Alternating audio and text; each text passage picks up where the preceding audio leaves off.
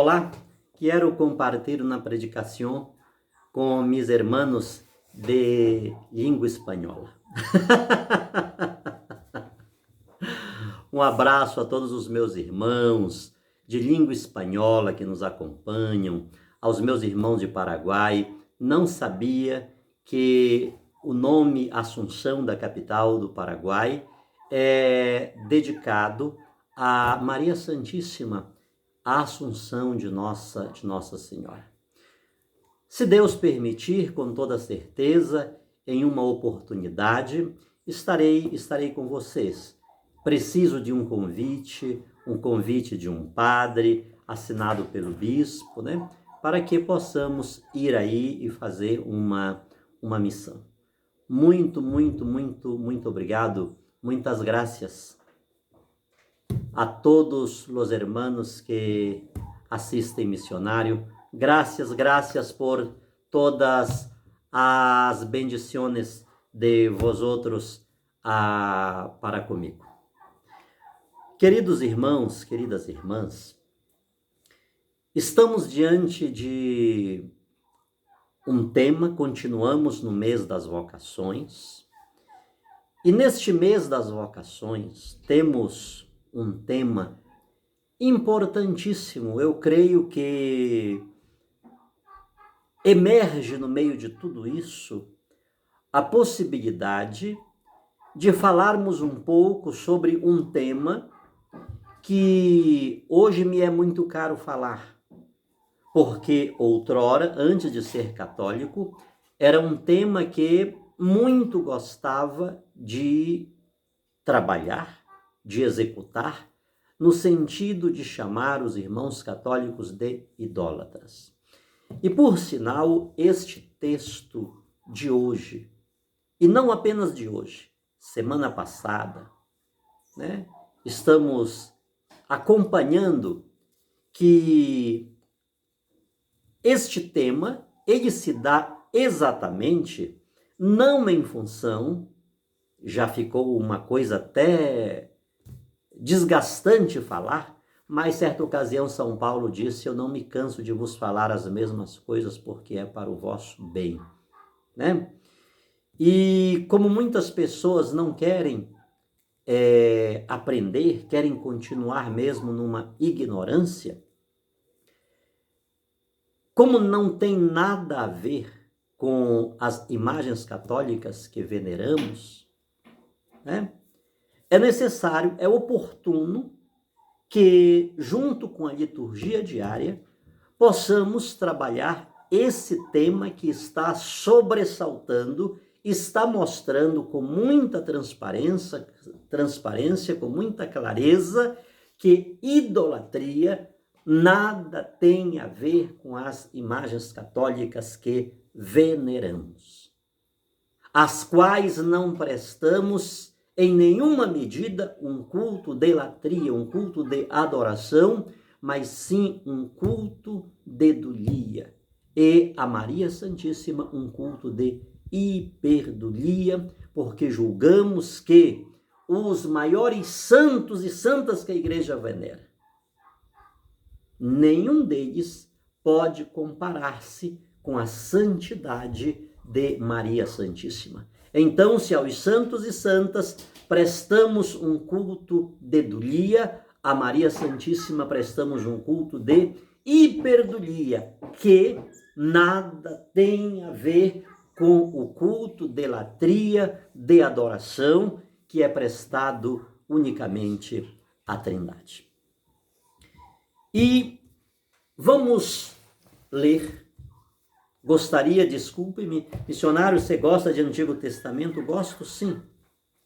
Até porque é no Antigo Testamento que se busca, que eu buscava, as bases sólidas, as armas que gostava de usar contra a Igreja Católica. E nesta primeira leitura, nós terminamos o livro de Josué há poucos dias, e já estamos iniciando o livro de Juízes. Naqueles dias, vamos começar pelo Salmo. Só para você ter uma ideia, eu amo isto, queridos. Eu amo isto. Porque esta experiência da liturgia da palavra eu nunca tinha presenciado, nunca tinha vivido. Como que a Igreja Católica lê as Sagradas Escrituras? A maneira séria, a maneira ortodoxa, o respeito que ela tem ao Antigo Testamento. Então, eu vou ler primeiro o Salmo e depois a gente lê a primeira leitura. Lembrai-vos de nós, ó Senhor, segundo o amor para com o vosso povo. Tá? Deixa eu ver se eu não estou errado. Isso, 22ª segunda-feira. Não quiseram suprimir aqueles povos que o Senhor tinha mandado exterminar. Misturaram-se então com os pagãos e aprenderam seus costumes depravados. Aos ídolos pagãos prestaram culto, que se tornaram armadilha para eles, pois imolaram até mesmo os próprios filhos, sacrificaram suas filhas aos demônios. Contaminaram-se com suas próprias obras, prostituíram-se em crimes incontáveis. Acendeu-se a ira de Deus contra o seu povo, e o Senhor abominou a sua herança. Quantas vezes o Senhor os libertou? Eles, porém, por malvadez o provocavam. Mas o Senhor tinha piedade do seu povo quando ouviu o seu grito na aflição. Eu sei que a minha leitura não é uma das melhores, mas espero que você tenha assimilado. Vamos à primeira leitura agora. Josué, capítulo 2, do 11 ao 19. Naqueles dias, os filhos de Israel fizeram o que desagrada ao Senhor, servindo a deuses cananeus. Abandonaram o Senhor, o Deus de seus pais, que os havia tirado do Egito, e seguiram outros deuses. Depois você lê com calma e vai anotando quantas vezes esses adjetivos estão aparecendo. E seguiram outros deuses dos povos que em torno deles habitavam e os adoraram, provocando assim a ira do Senhor. Afastaram-se do Senhor para servir a Baal e a Astarte. Por isso acendeu-se contra Israel a ira do Senhor, que os entregou nas mãos dos salteadores, que os saqueavam e os vendeu aos inimigos, e eles não puderam, aos inimigos que habitavam nas redondezas, e eles não puderam resistir aos seus adversários. Em tudo o que desejavam empreender, a mão do Senhor estava contra eles para sua desgraça, como lhes havia dito e jurado. A sua aflição era extrema. Então o Senhor mandou-lhes juízes, que os livrassem das mãos dos saqueadores.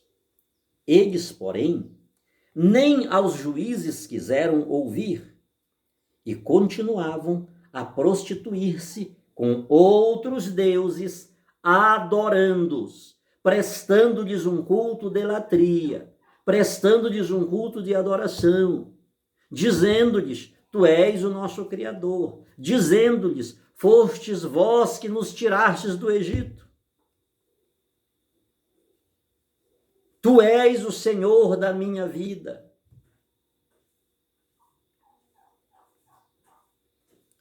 Depressa, se afastaram do caminho seguido por seus pais, que haviam obedecido aos mandamentos do Senhor. Não procederam como eles. Sempre que o Senhor lhes mandava juízes, o Senhor estava com o juiz e os livrava das mãos dos inimigos enquanto o juiz vivia, porque o Senhor se deixava comover pelos gemidos dos aflitos. Prestou atenção no Salmo? O Salmo de número 105 ou 106, depende da sua tradução. Porque o Senhor se deixava comover pelos gemidos dos aflitos. Mas quando o juízo morria, voltavam a cair e portavam-se pior que seus pais, seguindo outros deuses, servindo-os e adorando-os. Não desistiram de suas obras perversas, nem da sua conduta obstinada. Esta para nós é a palavra do Senhor.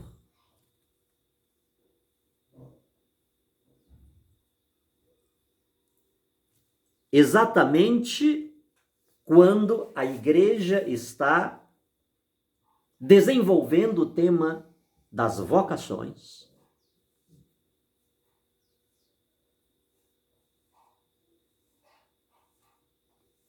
aparece-nos um texto semelhante a este. Aparece-nos um texto com esta profundidade, que com certeza nos quer alertar, nos quer orientar, nos quer dizer o seguinte: quando o irmão protestante me chama de idólatra por causa das imagens que venero na Igreja Católica, com toda certeza, ele não está falando comigo. Observe, meu irmão querido e amado. Quando um católico deixa de ser católico, sob o imperativo da acusação de idólatra, no mínimo, este católico não conhece nada da sua fé. No mínimo, este católico não valoriza as Escrituras como a igreja ensina. É impossível, com a clareza deste texto, alguém deixar a fé católica para ir servir um ídolo. Aqui é sério. É exatamente isto que estamos vendo. O que é o ídolo? O ídolo é uma falsificação da divindade.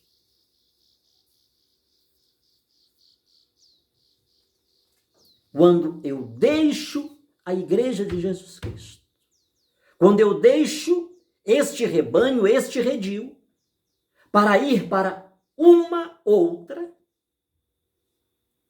que não tem Eucaristia, que não tem o colégio apostólico, que não tem o Papa, que não tem os sacramentos, que não tem Maria Santíssima, que não tem os sacramentais. O que é que estou fazendo? Estou trocando a verdade pela mentira. Estou trocando o Deus único e verdadeiro por um Deus falso. Sim, por um Deus falso. Por que por um Deus falso? Porque este Deus, para o qual se lhe está levando e para onde eu muitos levei, esse Deus parece que não tem um corpo. Ou se tem, é um corpo fragmentado. Porque são muitas, o protestantismo deu à humanidade uma fragmentação religiosa no meio desse mosaico, dessa galáxia religiosa. Quem está falando a verdade? Uma vez que cada uma dessas denominações, e estou falando isto aqui com respeito, queridos. Estou falando isto aqui com um extremo respeito, porque muitas pessoas, e a maioria das pessoas que lá estão, não se dão conta da cilada na qual estão envolvidas, na idolatria na qual estão inseridas, sem terem uma imagem específica de um santo, de uma santa, como temos na Igreja Católica.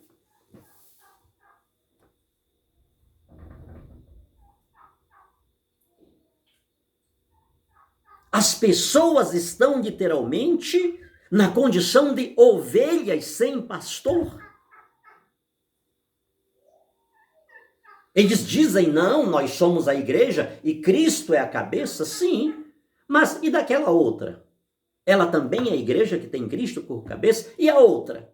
Também é um corpo que tem Cristo por cabeça? E a outra? E aí, nessa contagem, você chega aos milhares, às dezenas de milhares. Aí um corpo aceita uma coisa, o outro aceita outra, o outro aceita outra, o outro corpo aceita um pouquinho daqui, um pouquinho dali. Isto é extremamente sério. Então, quando falo sobre este tema, falo a partir da minha experiência. Eu fui nascido e fui criado na Assembleia de Deus. E para mim, os irmãos da Igreja Quadrangular, que era a igreja mais evidente depois da Assembleia de Deus na nossa cidade, estavam todos no inferno. Estavam perdidos. Os batistas também estavam perdidos. A única igreja que se constituía como corpo de Jesus Cristo, ou seja, aquelas palavras de Jesus a Pedro, eu edificarei a minha igreja, elas se evidenciavam e se manifestavam na Assembleia de Deus. Quem não era da Assembleia de Deus estava perdido, estava no inferno. Se o irmão da Quadrangular quisesse ir para o céu, ele tinha que vir aceitar Jesus na Assembleia de Deus e receber o batismo da Assembleia de Deus. O ensinamento da Assembleia de Deus é um, da Quadrangular é outro, da Batista é outro, e por aí vai. Cada uma tem um ensinamento diferente da outra. Então estamos diante, queridos, é uma responsabilidade quando São Paulo disse, e ai de mim se não pregar o evangelho, guardando as devidas proporções. Sobretudo quando deparo-me com estes temas, eu coloco sobre meus ombros um pouco dessa palavra de São Paulo. E ai de mim se não pregar o evangelho. Quando o irmão protestante prega a palavra de Deus para nós católicos, não é para nos salvar. Não é para que a gente aceite Jesus, seja rebatizado, ou melhor, não é rebatizado, seja batizado, porque o nosso batismo não teve valor algum para a gente ir para o céu. Pois é nesta intenção.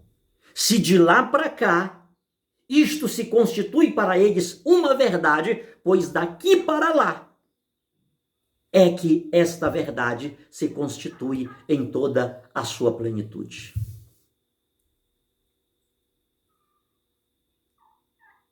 Se o meu irmão protestante acredita que a Bíblia é a palavra de Deus, eu devolvo-lhe aquela palavra tão dita e que eu disse tantas vezes e que se repete, quem é de Deus ouve a palavra de Deus, pois eu estou lhe falando a palavra de Deus. E não a partir de uma fragmentação eclesial. O que seria, vamos dizer, o pentecostalismo, o que é em relação à reforma de Lutero? O cisma de Lutero, o que é? Desculpem-me a expressão, mas é uma diluição que vai lá.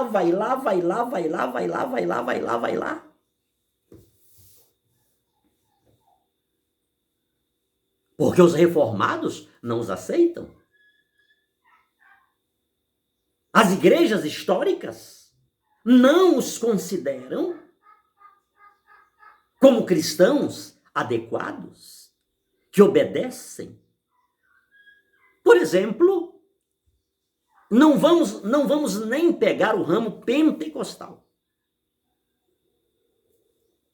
Os calvinistas. Os presbiterianos, eles batizam crianças. E batizam como a Igreja Católica, por imersão. Por aspersão, colocando água sobre a cabeça. Preste atenção, não estou mexendo com os irmãos pentecostais. Estou falando apenas dos presbiterianos, estou falando apenas dos metodistas, estou falando apenas do calvinista. Vamos pegar uma igreja histórica, os batistas. Eles não aceitam. Eles não aceitam o batismo calvinista, o batismo presbiteriano, o batismo metodista, eles não aceitam. Inclusive o batismo por aspersão e nem o batismo de crianças. Estamos falando aqui de igrejas históricas. Agora pense você nas igrejas pentecostais. Pense vocês nas igrejas neopentecostais.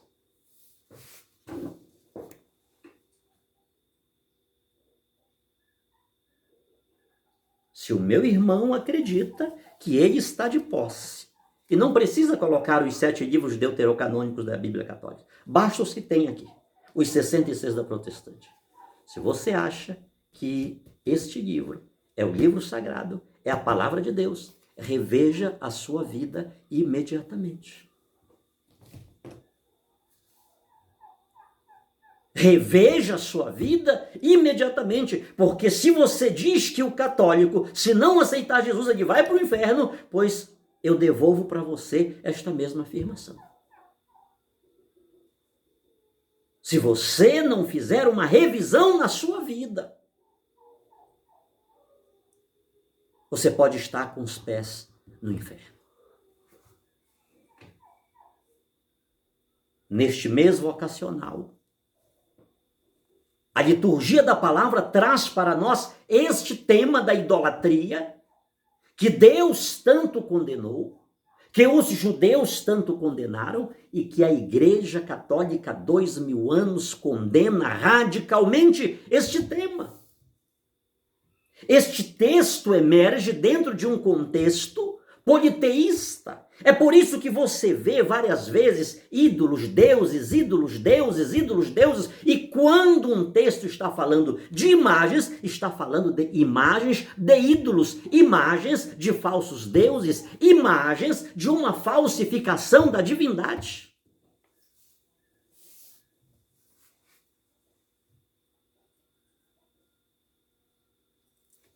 E para sair um pouco deste ambiente pesado que está aqui, só quero chamar a sua atenção para... Vou tentar entrar rapidamente, já estamos com quase 24 minutos. Vou tentar falar isso aqui para vocês rapidamente.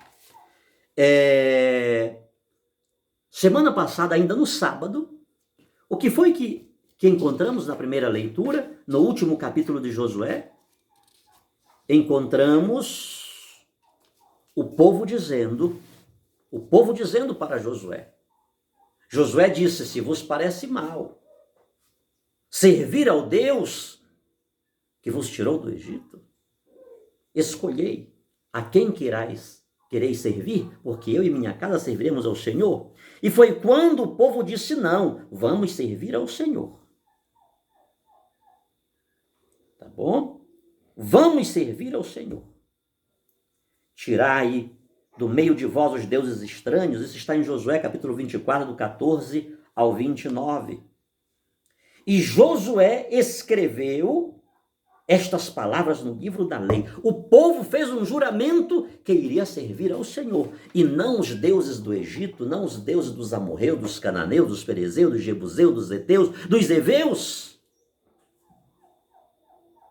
E a gente entra no livro dos Juízes, já constatando que aquele povo começa a fazer o mal diante do Senhor. Aquele povo que havia dito para Deus: vamos servi-lo, vamos adorá-lo, vamos segui-lo, ele é o nosso Deus, foi ele quem nos tirou do Egito. De repente, Eu sintetizei o texto que a gente leu. O que é que eles fizeram? Eles desagradaram ao Senhor. Eles seguem, eles servem e eles adoram outros deuses. Eles abandonam o Deus de seus pais. Eles provocam a ira do Senhor. Eles afastam do Senhor que os tirou do Egito. Para quê? Para servir Baal, para servir Astarte, ou seja, para servir uma falsificação da divindade. E aqui começa a pergunta, meu amado irmão, minha amada irmã. Você não está abandonando o Senhor? Será que eu, missionário Sidney, não estou apostatando, não estou dizendo que aquele Deus que me tirou do Egito, ele sucumbiu? Aquele Deus que me tirou da escravidão? Aquele Deus que me tirou de uma situação de penúria? Eu não estou trocando por um falso Deus?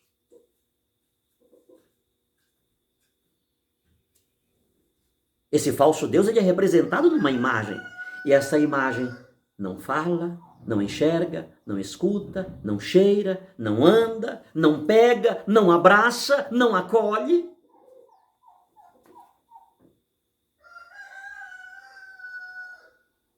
O que significa isso, queridos?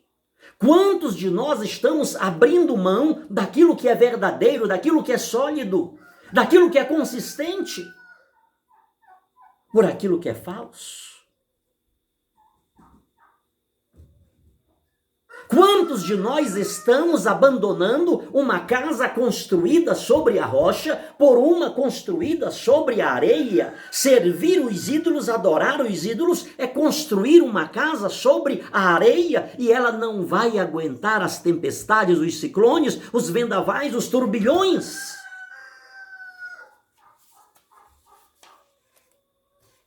Os tempos que estamos vivendo são difíceis.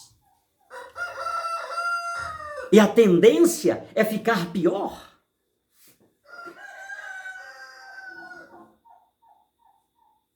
Uma casa construída sobre os ídolos, uma casa construída sobre a areia, ela não vai ficar de pé, ela não vai resistir.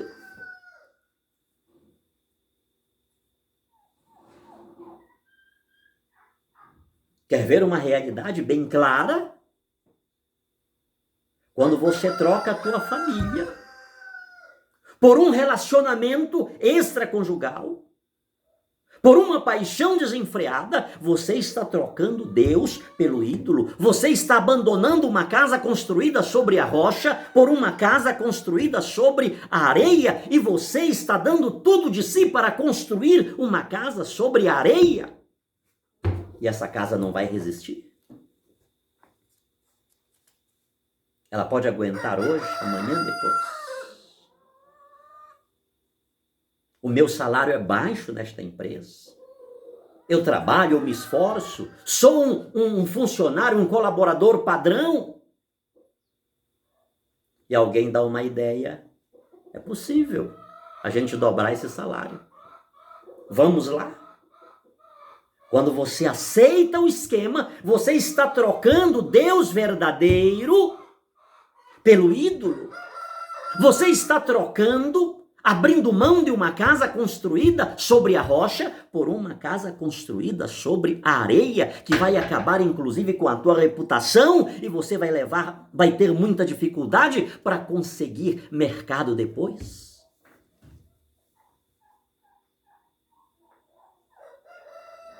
Quando deixo de obedecer meu pai e minha mãe, pessoas que podem somar, pessoas que verdadeiramente me amam, pessoas que verdadeiramente querem o meu bem, para eu escutar aquele que só quer me levar para a perdição, eu estou trocando o Deus verdadeiro, eu estou trocando uma casa construída sobre a rocha por uma casa construída sobre a areia. Ela não vai resistir.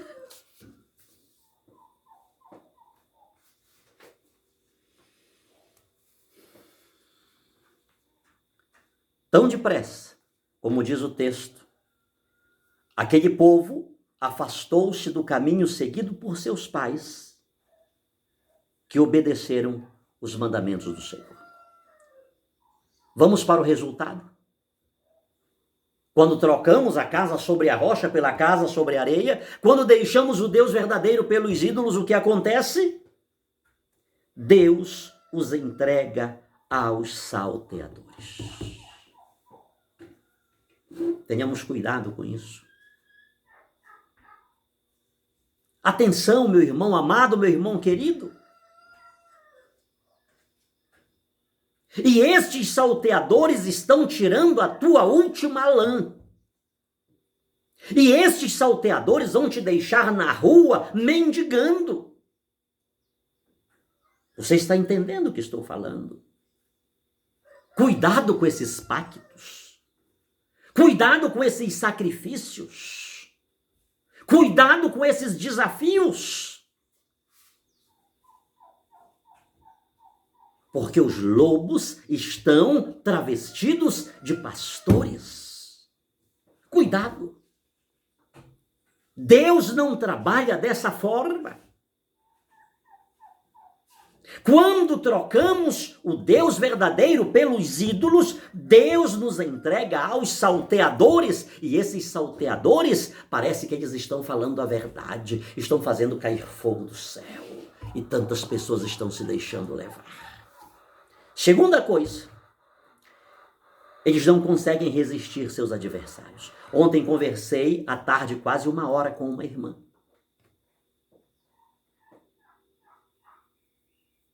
Gente de igreja, envolvida em igreja. As pessoas não conseguem resistir os seus adversários. As pessoas são manipuladas. As pessoas têm as suas forças, as suas últimas reservas estancadas, extirpadas, roubadas. E elas só servem para se tornar um espetáculo para as outras pessoas. As pessoas são manipuladas. Cuidado, meu irmão querido e amado, porque quando você troca o Deus verdadeiro pelos ídolos, você não consegue resistir os seus adversários. E isso pode ser elevado, pode ser ampliado para todas as áreas de nossa vida. Terceiro ponto. Tudo que eles empreendiam, fracassava. Tudo que eles empreendiam, fracassava.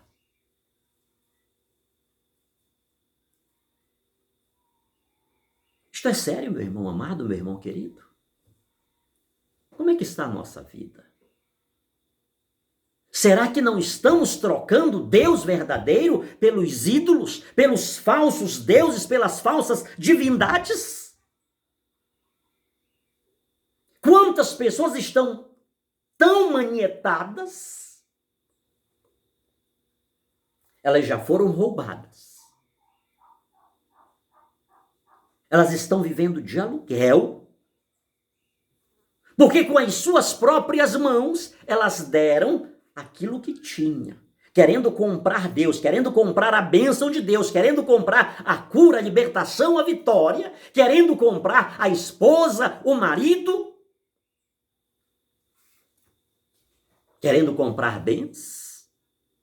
Toma minha casa. Foi morar de aluguel. Depois de muito sacrifício, a pessoa consegue dar uma respirada e volta a fazer a mesma coisa. E volta para a mesma negociata com Deus. Ou seja, essa pessoa, tudo que empreende, fracassa porque ela não quer abrir mão da falsa divindade, ela não quer abrir mão da idolatria, ela não quer abrir mão do ídolo pelo Deus verdadeiro. Foi feita uma lavagem cerebral nela de tal forma, de tal magnitude,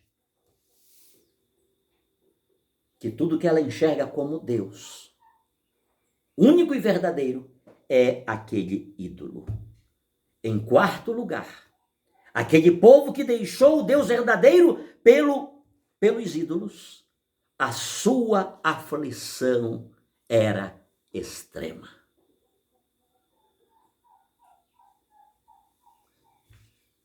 Não é hora hoje, meu irmão amado, meu irmão querido, de levantar a cabeça e, tal como o filho pródigo, dizer: levantar-me-ei e irei ter com meu pai e dir-lhe-ei: pai, pequei contra os céus e contra ti.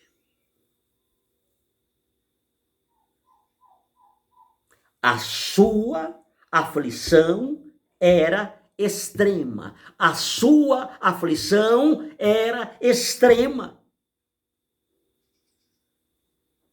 Não é hora hoje de fazer como o rei Nabucodonosor, que após aquele período de 7 anos, ele ergueu os olhos aos céus e reconheceu que Deus existe, que Ele é todo-poderoso, que Ele está acima das monarquias, dos impérios, dos exércitos, dos poderes, das covas dos leões, das fornalhas de fogo ardente.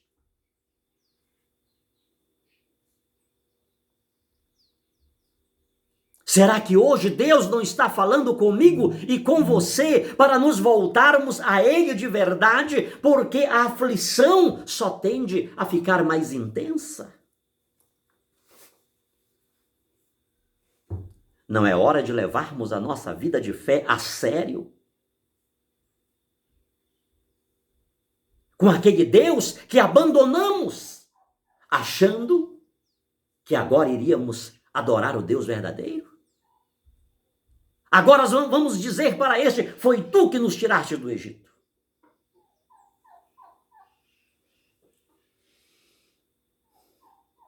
Por causa dos gemidos dos aflitos, Deus se deixava comover e mandava juízes, e os livrava. Como estamos agora falando das vocações religiosas, não da vocação ao matrimônio,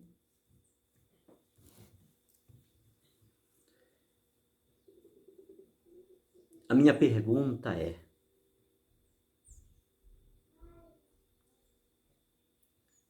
tenho certeza do chamado de Deus?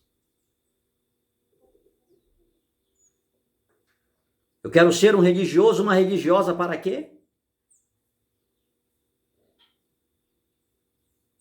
O meu sonho é chegar lá, ó.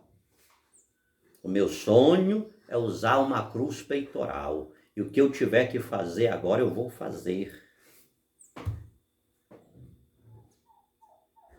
Para que Deus estabeleceu juízes? O que acontecia quando Deus levantava um juiz? O povo era liberto. O povo era liberto. Deus escutava os lamentos, os clamores, as súplicas daqueles que estavam oprimidos e ele enviava juízes. Queridos, há um grupo de pessoas, há uma assembleia que está prostrada, que está sangrando, que está de joelhos no chão clamando que o Senhor envie juízes, envie sacerdotes segundo o coração de Deus. Mas eu pergunto, será que você quer ser um juiz, um sacerdote segundo o coração de Deus? Através de quem? Através do qual venha a libertação de Deus?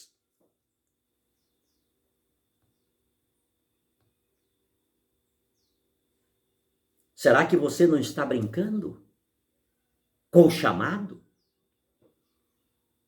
Será que você não está brincando e desconsiderando o sacramento da ordem, a vida religiosa?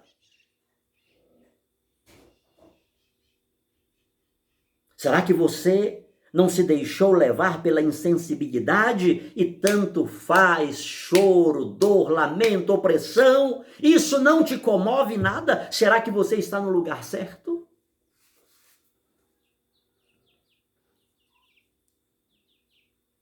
Não esqueçamos. A igreja venera as Escrituras como venera o próprio corpo de Cristo. Aquele povo que disse que iria adorar e servir apenas ao Senhor, Eles disseram que vamos obedecer às suas leis, os seus estatutos, os seus mandamentos, e aquelas palavras deles, Josué colocou por escrito. Aquelas palavras não caíram por terra. Aquelas palavras Jesus hoje está dizendo para aquele jovem: se queres entrar na vida, guarda os mandamentos. Se queres entrar na vida, guarda os mandamentos. E quais são? E Jesus começa a dizer-lhe, ele disse: olha, isso aí eu já faço desde a minha juventude. Ou seja, Jesus disse: bem, se você quer dar um passo a mais, se você quer a perfeição, vai, vende tudo o que tens e dá aos pobres, e terás um tesouro no céu. O texto diz que aquele homem de posses saiu triste. Não é terrível isto? Não é terrível isto? Como eu posso encontrar-me com Jesus e sair triste? Quantas pessoas estão vivendo uma vocação triste, uma vocação desnutrida, uma vocação medíocre, uma vocação apática, uma vocação morna, uma vocação de tristeza, uma vocação sem esperança, uma vocação que não tem alegria, porque Jesus está dizendo: se queres me seguir,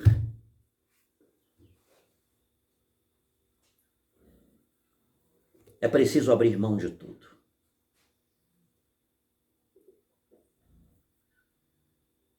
Quem ama seu pai, sua mãe, seus irmãos, seus bens, mais do que a mim, não é digno de mim. É preciso uma escolha radical por Jesus Cristo.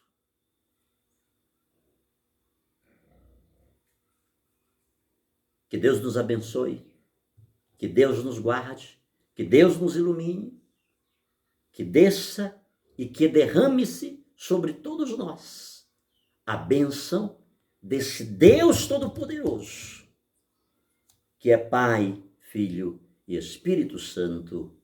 Amém, amém, amém.